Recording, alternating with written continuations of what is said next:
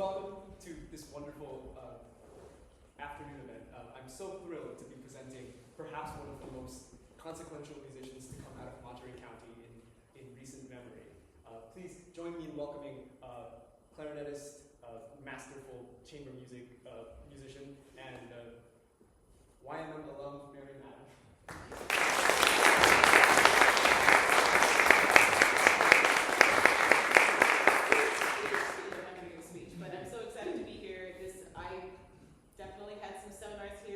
Orchestra. I started in the junior, then I went to the honors, and it was part of my life every week for 6 years. So 7th grade through 12th grade, many stories right here. Lots of really wonderful memories. So it's great to come back. I've been able to do a little bit with YMM over the years when I'm in Monterey. So, let's jump in, let's get started, and we'll have about 20 minutes or so per student, and leave some time for Q&A for some of you that are thinking about going into music or going into music and pursuing something else. I teach at Vanderbilt University at the Blair School of Music, and that has that nice balance of students that study music at a high level and then go and get a pre-med degree or law or humanities, and then you get to that fork in the road and see where you're going to go. For me, that really wasn't an option. So I did minors, but I always pursued music, so happy to answer questions on both ends. But we can do that afterwards. First, be first. I'm staring at you. Be first.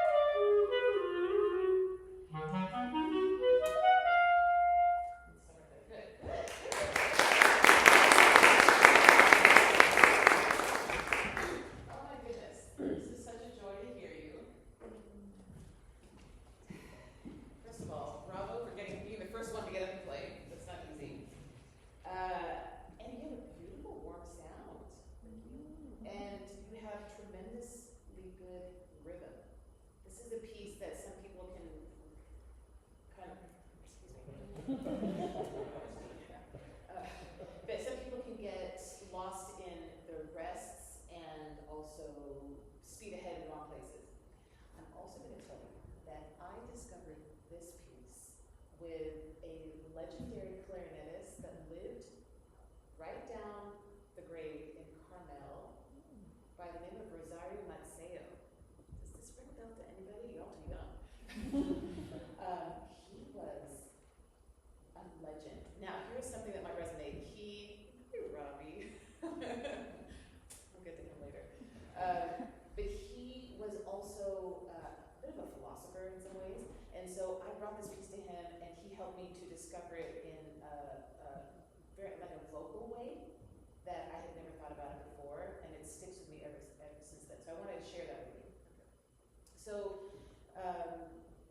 one of the things that we have to emulate as clarinetists is the music, right? We have to play the music, and the clarinet is kind of secondary, but the clarinet takes air, and the air that we breathe in is going to affect how the air comes out here, right? So if I spoke to you like this, and then I wanted to get to the next, and I want to continue. If I took all those breaths, I would probably get a little hyperventilated, right? It's the same with blood. So the less breaths you can take sometimes will help you get a more calm streamline, but also kind of helps with the wiggles. So try the opening. We're going to try just going for one or two, I'd say about three bars with no breath. So it looks like this.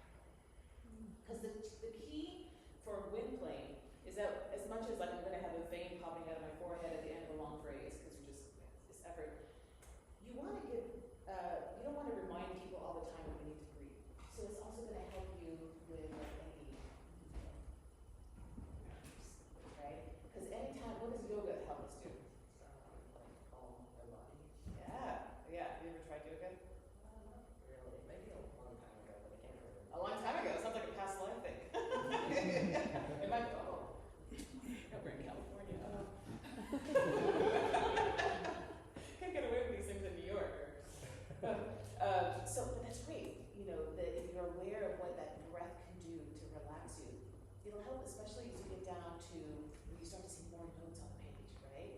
And how do you get that calmness? Because I'm sure you practice it, right?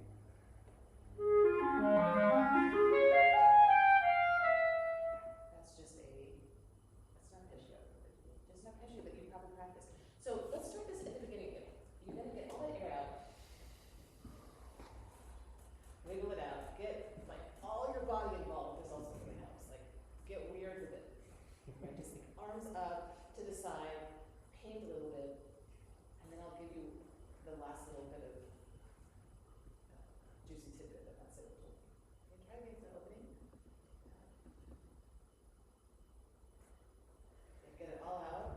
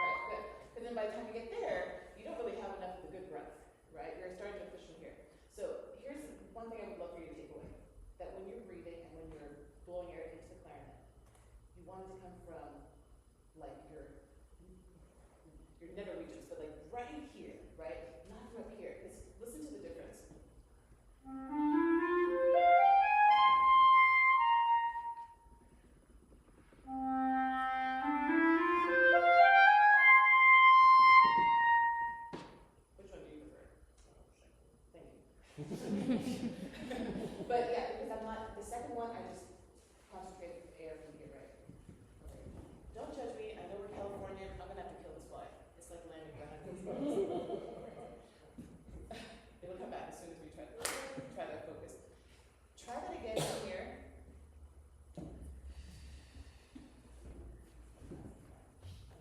You invited a friend, no! All right, try from here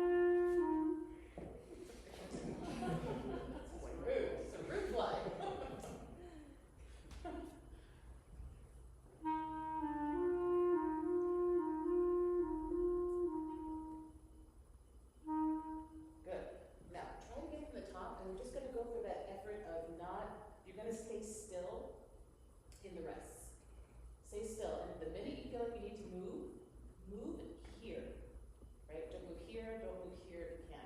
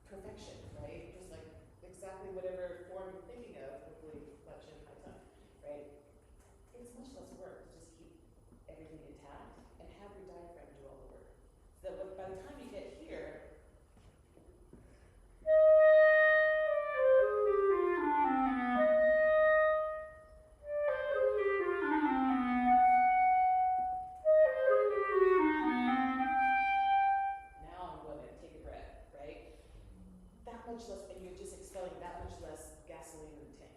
All right, so pretend like you just worked on that like for 20 minutes, and try it right there. And the same thing, don't breathe here, keep everything set.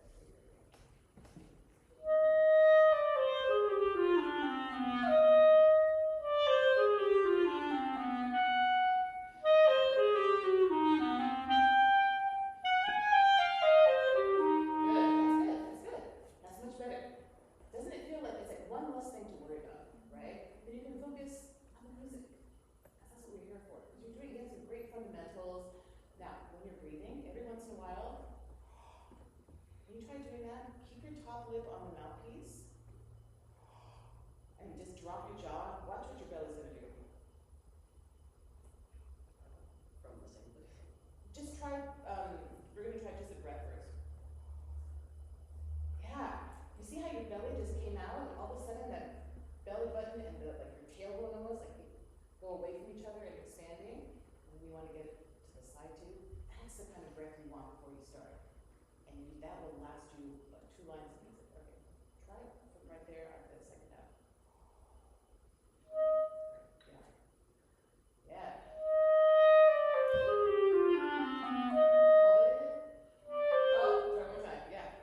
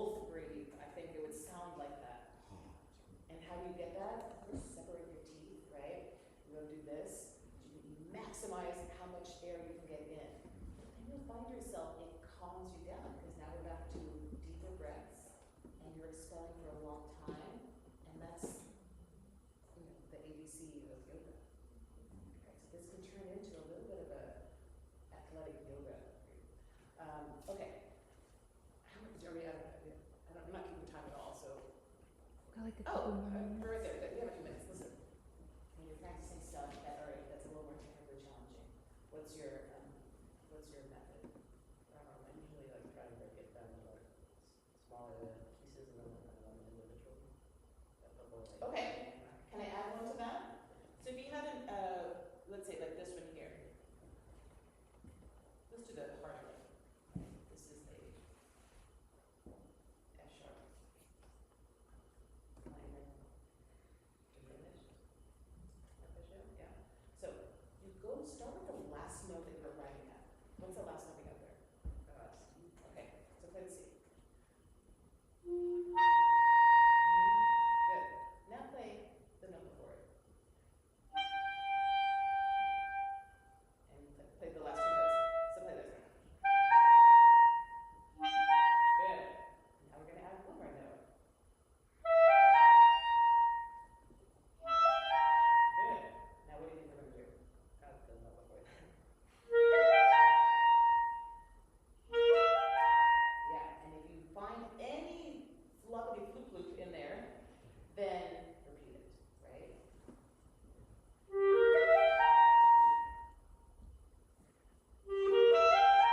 Yeah, good.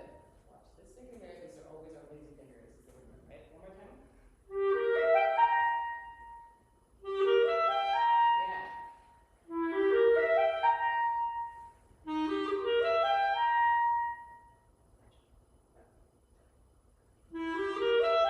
There, good. And now we get to start on the big beat.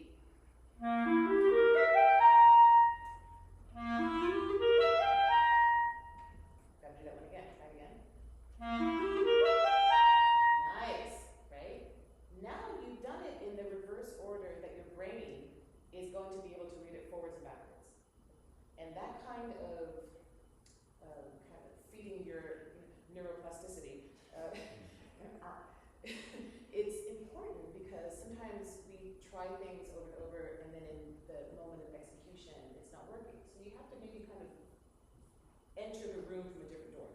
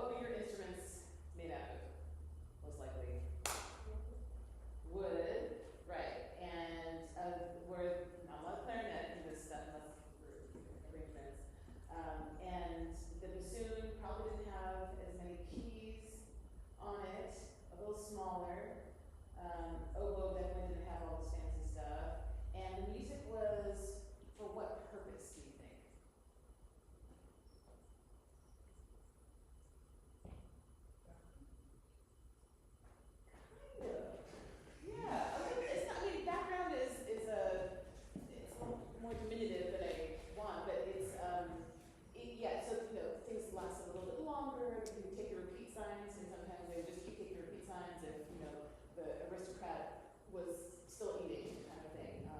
But oftentimes, that's why we usually have a dance in there when it was time for the dance. It was a much more atmosphere. So that doesn't mean that you don't make more music out of it. So we're going to take just the last part of this, just to address one thing, which you did very well a lot of the time, which was intonation.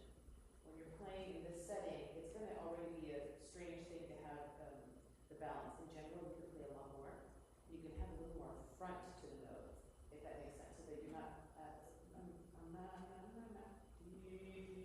You have a little more diction in the sound, and that will help first group. So let's take the last 4 bars, and you're going to think a little lower in pitch for the last couple minutes, right? So get that override going. I know a little something about this. Right. You just went reflex right to this override.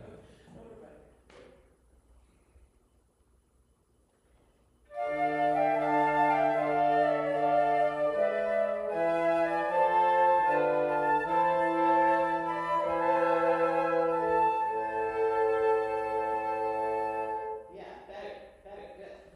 What are the tendencies of the flute when they get to that low register? Tendencies like sharp a lot. Muddy or precise. Go on the flatter side, especially if you're playing soft, right? So these are on, and you guys were, it didn't bother, I was just, it's terrible to say, but I was worried that the intonation might get kind of weird. It really was just this last moment that kind of, you want to end on at least, if you know that their tendencies already going to be low, you're going to aim low. And on music, we write a big arrow that goes down, so just remind yourself to go low. You don't have to write words. The biggest thing I could, and I think it was during my honors orchestra rehearsals that I always had my pencil with a troll on it. You won't remember this. And you know those trolls, like from Trolls, with the hair sticking up? Somebody would always forget their pencil, and you have to write things in because you want to hear that sound of the pencil dropping on your stand. You know, you wrote it down, right? And so somebody would borrow my pencil down the orchestra up in the flutes, and then I would get my pencil back, and without fail, it would have like grades, red lock in there, you know, tucked underneath, like just some shenanigans. So all I have to say, always have a pencil on your stands. Even in a masterclass, especially if you're doing something solo, make sure you always have something. It doesn't have to happen right now, but always make sure you have something to write with. And if you need to pass it around, pass it around. You delegate somebody with the pencil. Okay, try that one more time. Your articulations become even more precisely together in the last 2 bars. Can you start from the last 4 bars, really articulating very cleanly together? This is often imitating the strings at that time too, right? You just see where that bow hits a string. You guys are, it's a little mysterious. Even that first note right there, as you're breathing, breathe together and play together. So breathe together.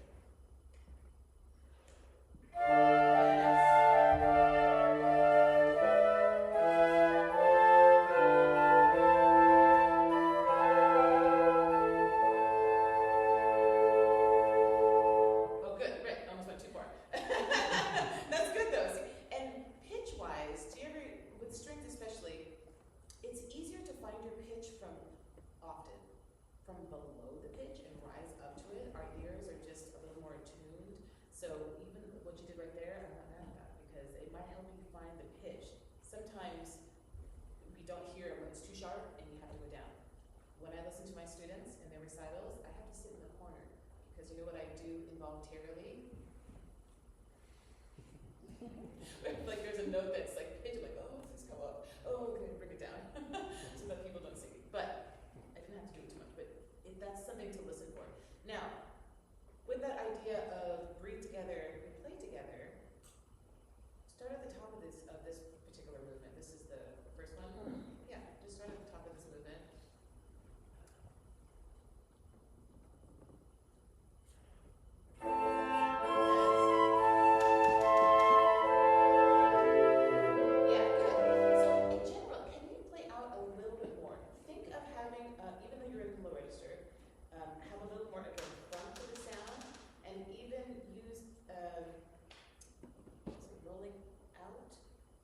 get a little more edge to the sound. I just made that up, it's rolling in. Have you heard of that? Yeah. Which one is it? Let's find out. I said, yeah, it's kind of rolling out, get a little more edge to the sound, and to get that t. So in other words, you can answer her a little bit more antiphonally there. One more time. That was a great first note.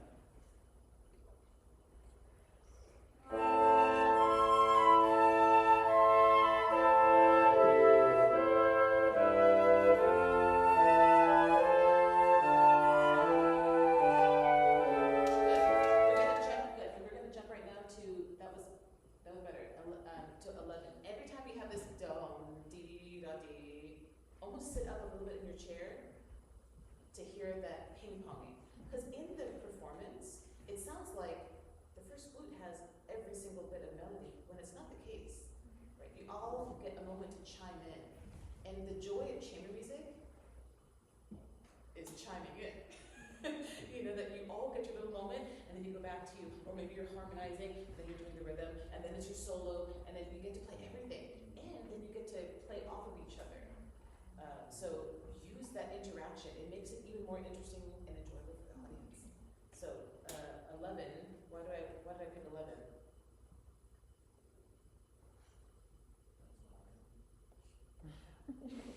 And what's that four-letter word? Solo. So let's hear that.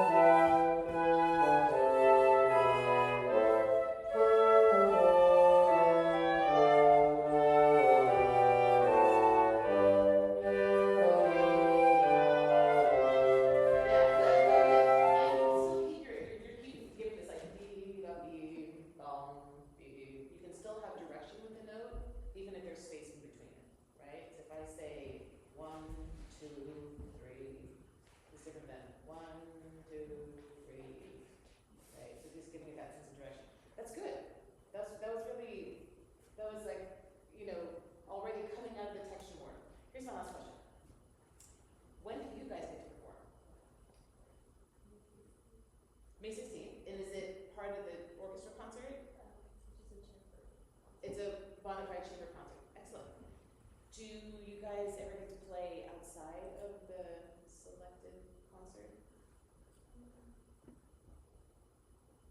For example, I think back in the day we played at all kinds of stuff. I remember playing in Big Sur at Feir Park for some of the summer something we did. And then we played also in the lobby for Monterey Symphony events. And then we also played at the Big Sur Marathon. That's one of my favorite memories. Just playing stuff like this that kind of just keeps going and going. And I think it was like, 2 bassoons and a clarinet or something really random, so I'm sure it was an arrangement, but I'm pretty sure that's where my love of chamber music deepened even more. And it gets the instrument in the face, gets a lot of playing time, and all of a sudden you're able to focus on other things, like musical line, intonation, communication. Right, your generation needs all the help it can get in communication with your eyes, with your, even non-musical moments where you can really, and I would even have another piece of music that you can read even while you're working on this, but that's almost like a fun piece that might even be an arrangement, so that you can hear your ensemble in a different light, in a different era even. And I think that always helps bring the music a little closer to the heart. Do you have any questions?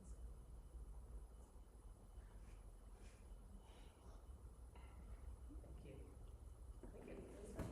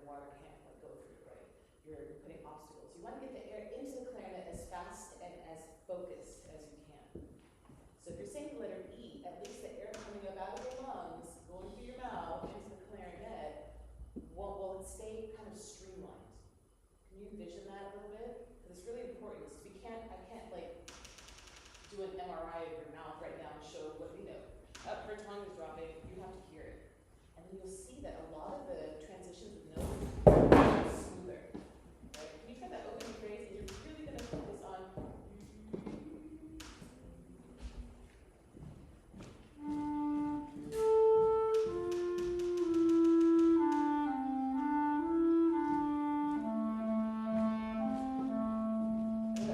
Let's get that first transition even smoother. So tell me, raise your hand when you think I'm going to move to the B. Okay? I'm just going to play the E. Raise your hand when you think I'm going to move to the B. Right. It sounded like a crescendo, right? Now, see if you can tell.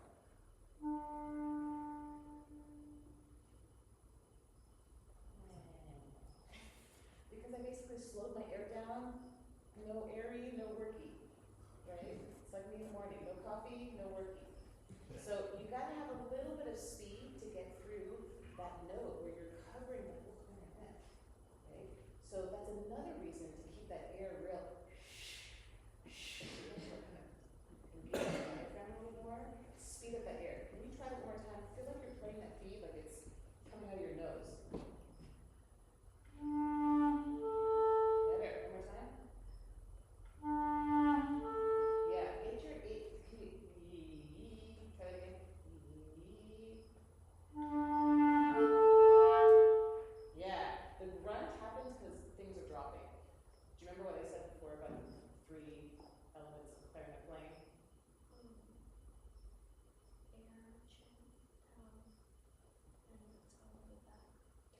Yeah, up. And the up is the, like saying the letter E.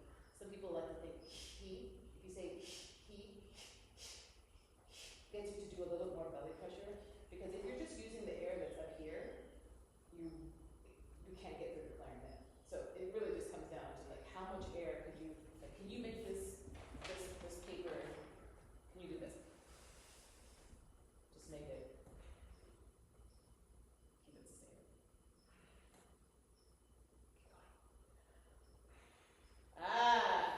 Well you took a good breath, and then that worked.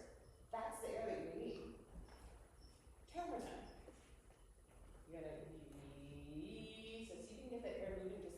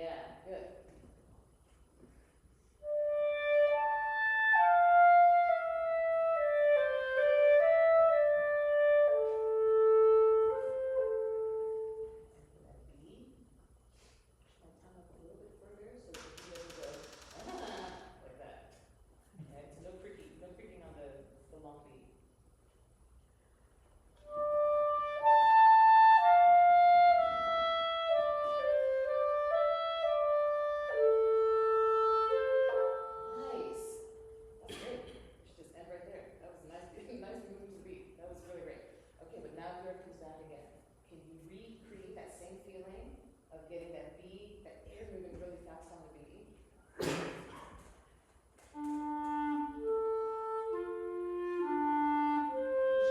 That's great, that's great. Do it one more time, that's great.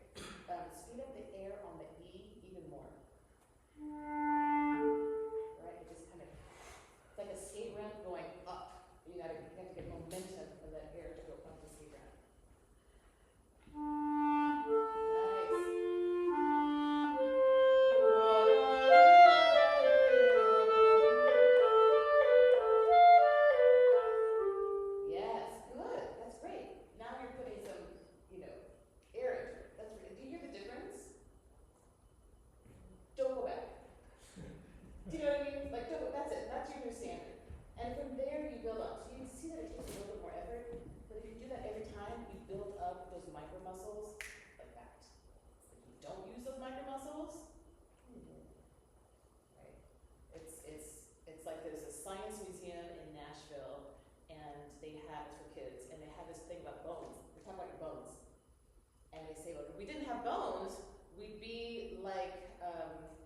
Boneless Bob, who's a blob.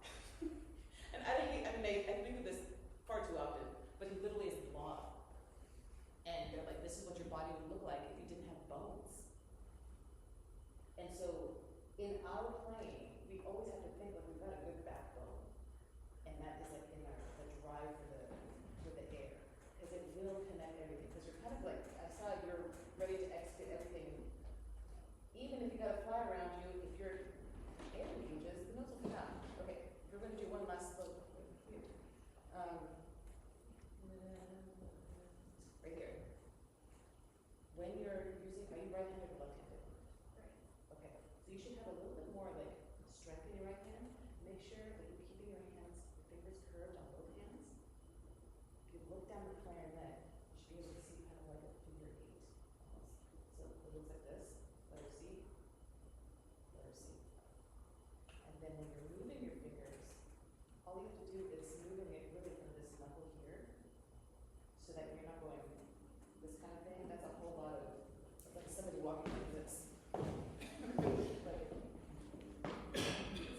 Right? So keep your fingers closed, fill in the bass. Fast air, things will smooth out by themselves.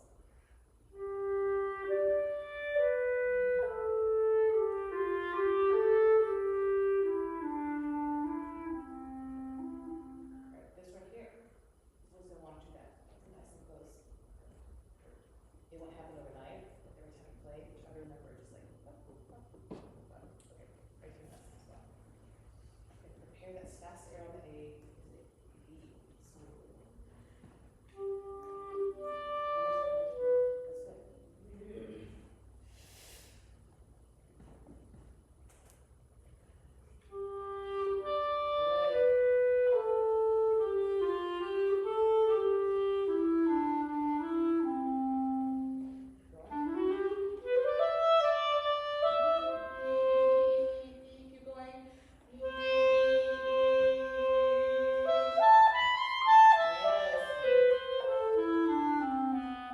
That's good.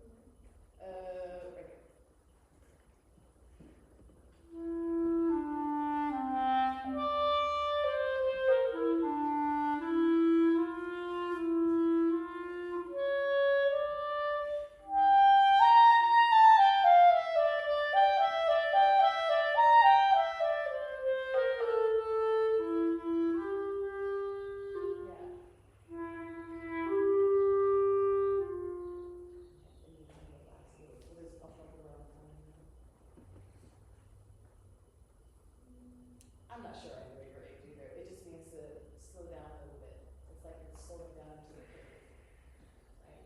So like, for me, I think because it was California, you have a long way to go still, but I couldn't wait to drive. I couldn't wait to drive. Remember my dad?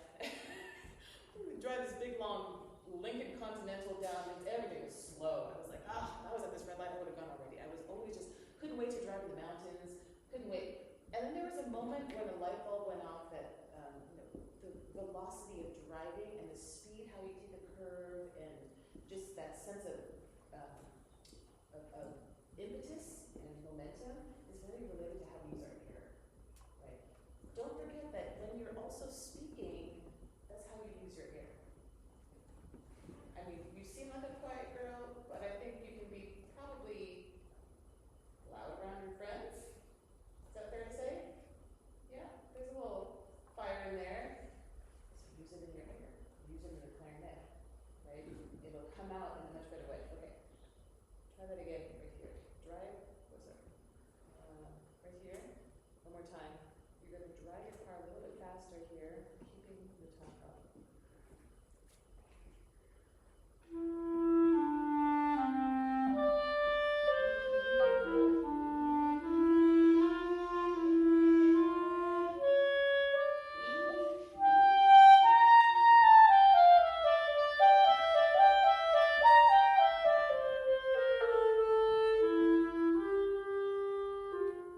Yeah, good.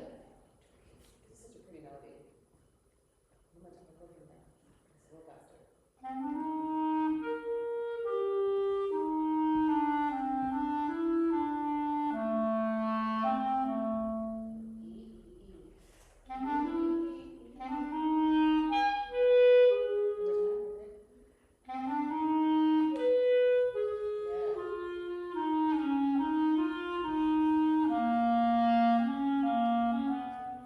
Good, and now we have a scale. How do you practice the scale? The middle sections. Okay, show me how you practice it.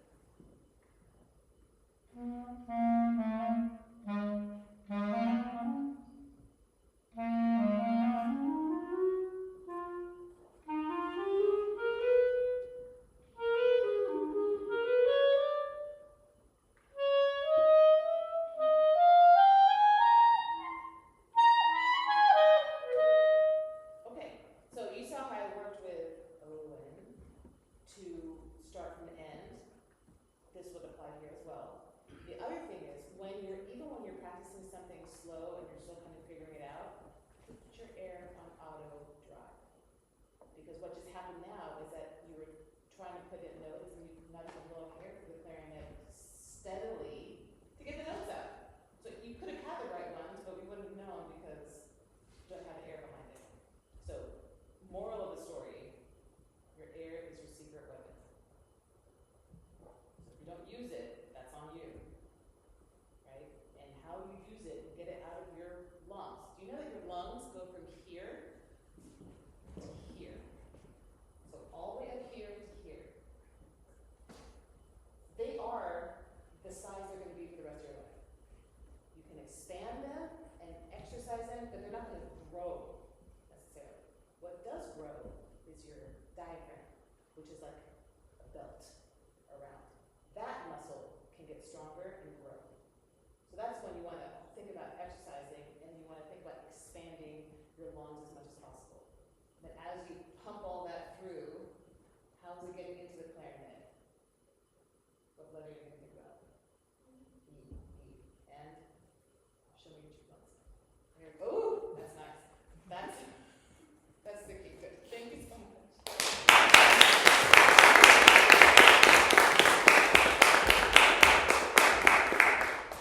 Good. Well, we have a few minutes if there's any questions, or I'll just start telling stories about YMM. What about the seniors? The juniors? You guys know what you're doing next year? Are you applying? Do you know where you're applying, I should say?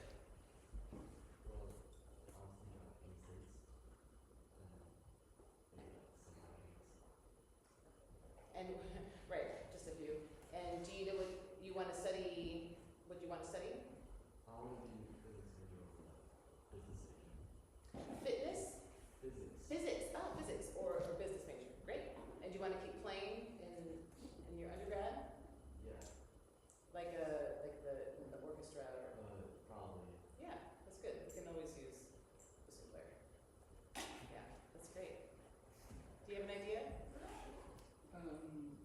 wanted to study music after graduating high school. Probably my top would be Juilliard. Do you have any tips for? I know we play different instruments, but like playing in general. When I mean, yeah. Sure. You know, the number one thing is practice, right? Practice and play. And if you want to go into music, it's great to have a teacher that can help you not just practice the audition material, but get you, like you're doing chamber music, orchestra, band, as much as you can get on stage to perform is going to be good. These days, the competition is pretty significant. I think thanks to YouTube and online resources, people are learning at a faster pace.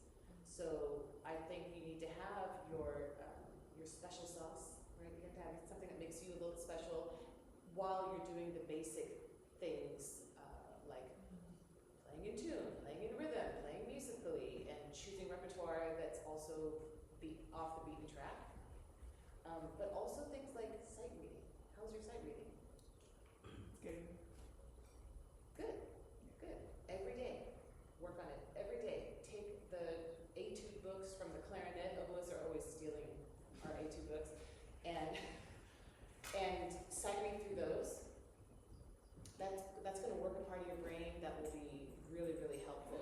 So, sitting right next to you is my old band director, Ramirez, who most recently was at Robert Louis Stevenson for, was that 10 years? Just five. Does it seem like 10 years? But this man is not only a clarinetist, but at the time, and I've created my own story around this, but I was always in the practice room and I was, messing around, and I feel like you just gave me things to sight read to just, go be busy over there and stop bothering me kind of thing. But also, it just gave me all this, I was like hungry to sight read stuff, and so I feel like I got my first Rose etude book probably. And it was all, your hand-me-down material, but now you can find it on IMSLP, and you can find all the news. You don't have to wait for your teacher to give you something to start learning it. And then you do a lot of imitation of recordings that you like, perhaps, but you have to then ask the hard questions, like, what is my playing lacking? What do you think I need to do? Do you make your own reads? I know a lot of people want to know. It's not a deciding factor, but there are a lot of great schools. And then I think it's important to choose a school that has a professor that maybe is doing what you want to do and or has students that have gone on to do what you're interested in doing. So it's not just about the name. You can get a great education at a school that gives you the opportunities. And also, I know this is a big deal with musicians, but getting connections, growing up, how did you earn your connections? I'm so glad you asked that. I tell the story to, I've told to the New York Times, I've told the story about my education in Monterey, at Youth Music Monterey. I would go with my little trio or my quintet and go and play at all the donor parties, the fundraising. I learned to talk to people that like to support the arts early on. I didn't realize that it was going to help me later on in life. But I also played drums. Let's just put that out there. I played drums. So I was in the jazz band, and I did all this stuff with our jazz band, and I had a little jazz trio with another local legend, Tanya Darby, and we did a lot of stuff together, and so I was able to get connections, but also I wasn't shy, right? I don't think I was very shy. And so I would have no problem just going and talking to people, and I kept connections with my teachers also over the years, one because it was important to me, but also I feel like it just helped me remember where I came from. It helped me remember the connections that I had at that time that maybe I came back to years later. But we're in a public domain here, right? If you love what you're you love music, hopefully the people will enjoy it. But you have to also be able to speak to the people who support the arts, and that includes also teachers, and ask questions, take a lesson with somebody. One tiny thing I would be wary of is sometimes I get this and I don't know how to say, I'll have students send me in their junior year, senior year, and they'll send me like 5 YouTube recordings and say, hey, can you give me feedback on this? I'm like, first of all, that's a lesson, and I don't have time to do that, unfortunately, but if you send me one piece and you just say, when you get a chance, take a listen, I just want you to know what I'm doing. I want you to know I'm out here wanting to learn and get better.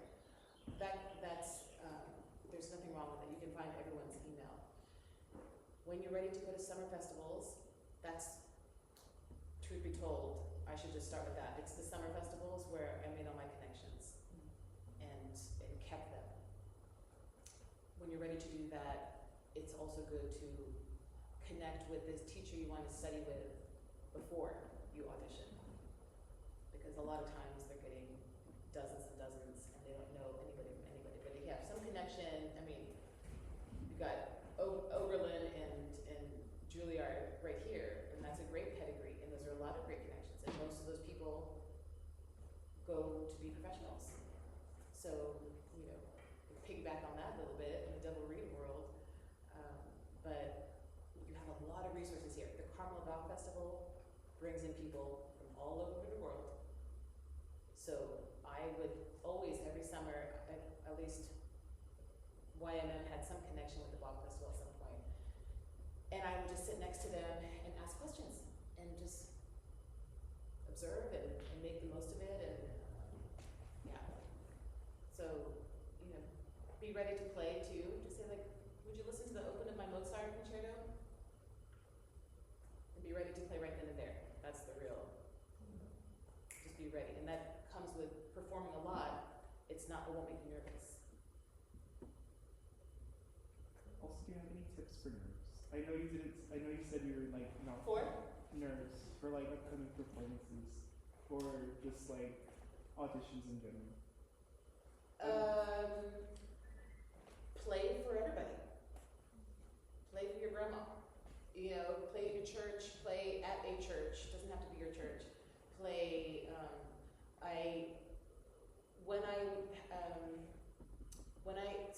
the summer program that Youth Music Monterey did, we had Summer Music Monterey, and it was affiliated with Eastman School of Music.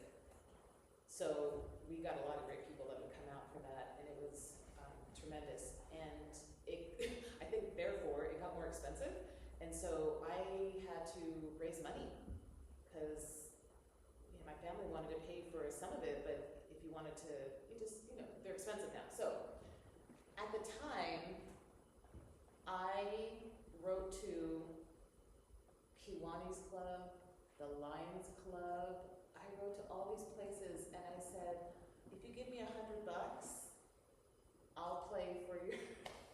I think I must have just read through this Rose Etudes or something, but I just said, I'll bring my trio, I'll come play. I want you to know that I'm serious about this. And I definitely got a lot of opportunities to just play in front of people. And that gave me the confidence that when I went to undergrad, by the second week, I was ready to be on the Friday recital performing, some concerto I just learned, and that got me. And then you learn from your mistakes. You can record and listen to yourself way more now than you could back then. So play in front of as many strange audiences that you're familiar with and unfamiliar with. Yeah, get through your repertoire. Play for people. What was more lucrative? What was more lucrative? The drum trio? Oh. Well, actually the drum trio, I feel like, we got paid more in chicken dinners than the other stuff. In retrospect, I feel like once YMM knew that I was ready to do all these volunteering, I got volunteered for a lot, but I loved it. We always got some fancy meal somewhere. But when I moved to New York for grad school, I was still playing percussion and drums, and then I got to New York and realized it's really expensive to take a drum set on the subway or get a cab, and also there were many more talented drummers than I was, and I was better with the clarinet, but yeah. But while I was here, those jazz gigs were awesome, and I bought a drum set for my neighbor for $20, just because they heard me banging on something and they're like, oh, do you want drums? Do you want a drum set? And it was like these zildjian cymbals. I mean, I got this beautiful drum set that is probably worth $500-600 for $20. But that's, again, you're telling people what you're doing, and then little things start like coming your way and doors open, and it's not. I mean, social media takes care of a lot of that these days, and I don't. I'm terrible now with social. I just don't have time. But that's a great route you can go as well. I believe in the one-on-one still. It goes a long way.